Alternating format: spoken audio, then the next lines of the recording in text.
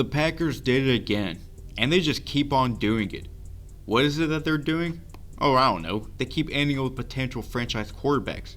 And while granted, Love's career just began, his future is still a blank state, at this point, I have seen enough to believe that Love might be next in line for a franchise that just cannot seem to stop acquiring Hall of Fame quarterbacks. That is despite drafting only 7 quarterbacks in the first round, only using a first pick once for a quarterback, a bust, and never acquiring a marquee free agent at quarterback. You look at my thumbnail and you will see 4 quarterbacks that were drafted no earlier than 24th. Bart Starr was drafted 200th overall, perhaps the best quarterback taken after the 198th pick in NFL history. I'm just kidding, that's clearly Brock Purdy. But otherwise, the Packers generally pick or acquire by free agency a prospect that for one reason or another slipped to the late first round or early second round. Bart Starr was a champion, a 5-time champ to be exact, and was one of the most productive quarterbacks of his time. He retired with the highest playoff passer rating in league history, and over 50 years later, it's still second behind Mahomes. But he actually wasn't the first legendary Packers QB. That would be Arnie Herber, a 4-time champ and a 1-time first-team All-Pro in the 30s. Herbert was the most prolific quarterback in the NFL's early period. I did not have space to put him in a thumbnail, plus it would have made an already cluttered thumbnail even more cluttered, so he gets a shout out instead. Both these two were legends of their time and of all time, but when it comes to how modern NFL fans view the Packers, it's the 2 quarterbacks that started from 1992 up until 2022 that people think of.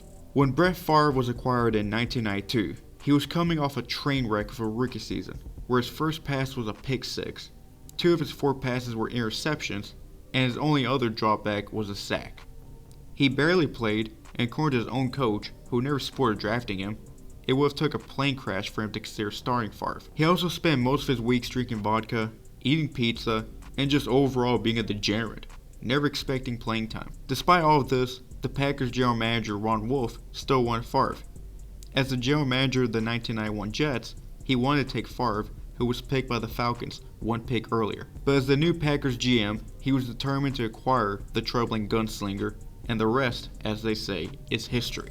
Despite doctors suggesting he not acquire Favre due to health scares, he insisted on it regardless. He was known as the ultimate NFL Ironman, starring in an NFL record 297 consecutive regular season games and 321 consecutive regular and playoff games. All his passing records have since been broken by superior quarterbacks and will eventually be exceeded by inferior quarterbacks as the NFL continues to make passing easier. But one record that might never fail is the consecutive start streak, also the interceptions record.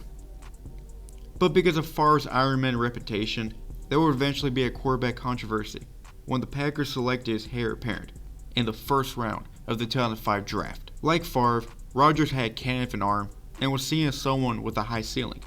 But due to a bad reputation with quarterbacks that played under Jeff Tedford and the teams ahead of the Packers prioritizing other positions, it was not until Green Bay's turn when Rodgers was finally picked. The truth is, he should have been picked by the 49ers with the first pick, his favorite team growing up. But it would take until the 2008 offseason, coming off one of Favre's best ever seasons, where he robbed Brady of an unanimous MVP, before Favre finally left the Packers.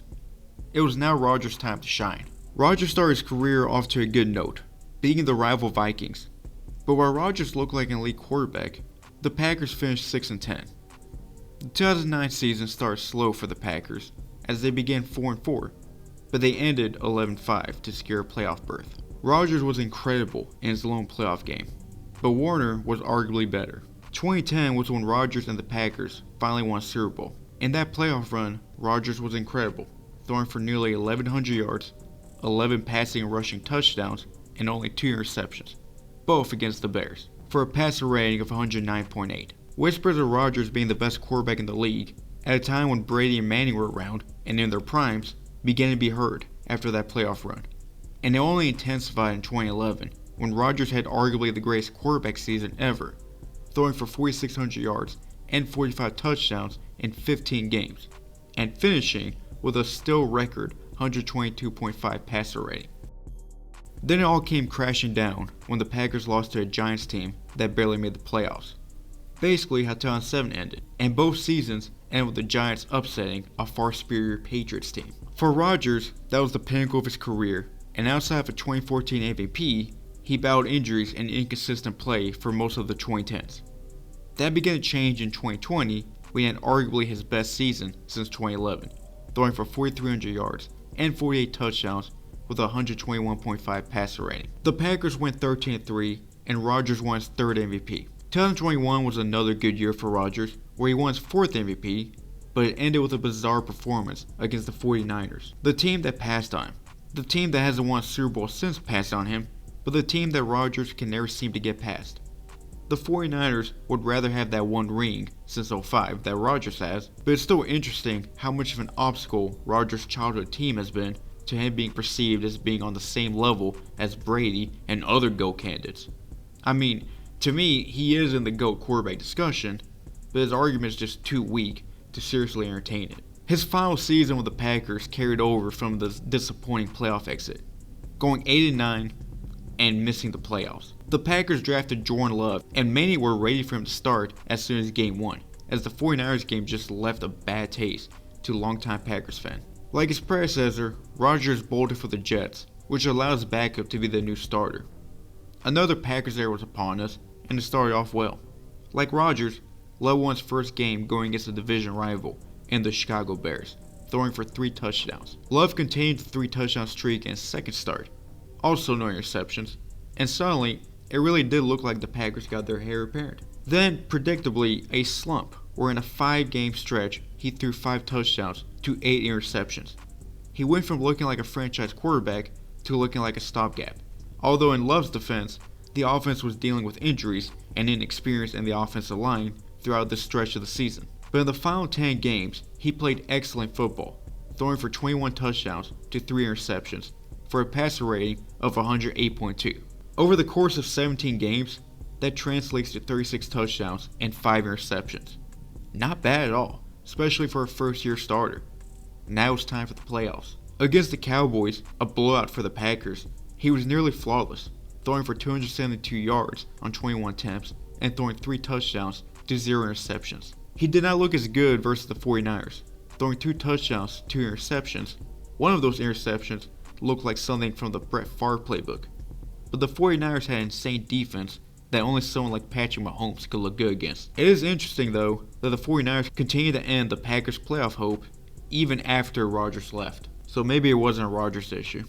Ultimately, it is a little too early to be confident in how Love's career will progress. At this point, we know Mahomes is on GOAT trajectory and that no one today is close to him. We also know that Josh Allen, Joe Burrow, and Lamar Jackson are elite, but inconsistent quarterbacks that belong in that second tier. I'm not ready to group Love with any of them, but when the Packers were healthy and Love was more at ease with the offense, he looked as good as any quarterback last season. He does have some work to do on deep pass accuracy, not throwing across his body, a Favre issue, and not losing to the 49ers, a Rodgers issue. He should incorporate his legs a little more often in year 2 as a starter. I'm really hoping this video ages well, but with the season starting soon, I wanted to make a bit of a hype video for potentially one of the best quarterbacks in the league down the road. What do you guys think about Love? Is he going to continue the Packers trend of generational quarterback play, or will 2023 be an outlier? Let me know in the comments down below. Cyber out.